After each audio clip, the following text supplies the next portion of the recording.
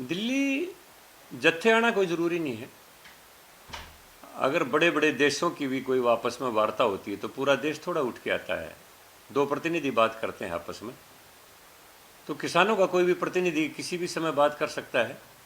पहले भी नरेंद्र तोमर जी ने राउंड द टेबल कई बात की है, और अगर कोई समझौता ना करना चाहे, बीच में कोई ऐसा आदमी बैठा हो जो किसानों को भी गुमराह करता हो, सरकार को भी से भी टकराव लेना चाहता हो, मैं इस संदर्भ में कोट करना चाहूँगा। मैंने अपने भाषण में भी कोट किया है।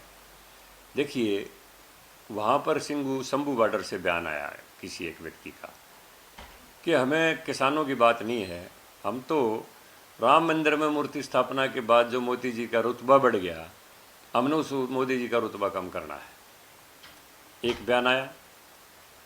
गुरनाम सिंह चड्ढूणी जी ने कहा कि हमने तो कांग्रेस के लिए ज़मीन तैयार कर दी थी, माहौल तैयार कर दिया था, कांग्रेस इसका फ़ायदा नहीं उठा पाई। उधर से टिकैत जी कह रहे हैं कि हम हिंदुस्तान को बांग्लादेश बना देंगे, यहाँ भी ऐसी स्थिति पैदा कर देंगे। तो इसमें किसान हित तो गौण हो जाते हैं, स्वार्थ का हित आ जाता है। तो मैंने इसी को कहा कि आप गुमराह मत होना। प्रधानमंत्री जी भी, कृषि मंत्री जी भी, पूरी सरकार आपकी हर बात सुनने के लिए तैयार है। कोई भी अगर समस्या है तो उसका निराकरण करने के लिए तैयार है। तो आंदोलनों का गलत फ़ायदा उठा के लोग गलत काम कर जाते हैं। इसलिए शांतिपूर्ण तरीके से कोई भी बात लोकतंत्र के अंदर आदमी कर सकता है। उसके लिए जत्थे आने ज़रूरी नहीं होते। आदमी पूरे देश का भी अगर प्रतिनिधित्व करता है तो एक आदमी भी कर लेता है, दो आदमी कर लेते हैं। बड़े बड़े यूएनओ में भी जाती है तो डेपुटेशन है, तो प्रधानमंत्री के साथ विदेश मंत्री जाते हैं, कोई विदेश सेक्रेटरी जाते हैं। किसानों के 5 प्रतिनिधि आके कोई भी बात कर सकते हैं, उसमें जत्थे आने को जरूरी नहीं है। तो हरियाणा सरकार फिर क्यों रोक रही है? क्यों आंसू गैस के कौन रोक रहा है? कोई नहीं रोक रहा है।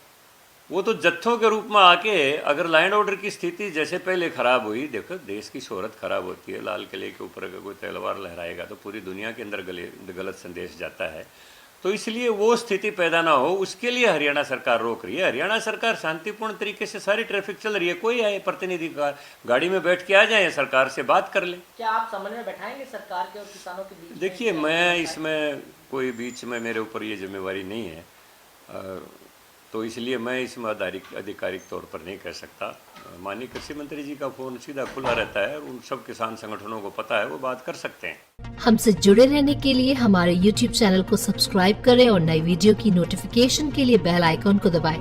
अगर आप ये वीडियो Facebook पर देख रहे हैं तो लाइक जरूर करें और ज्यादा से ज्यादा शेयर करें। धन्यवाद।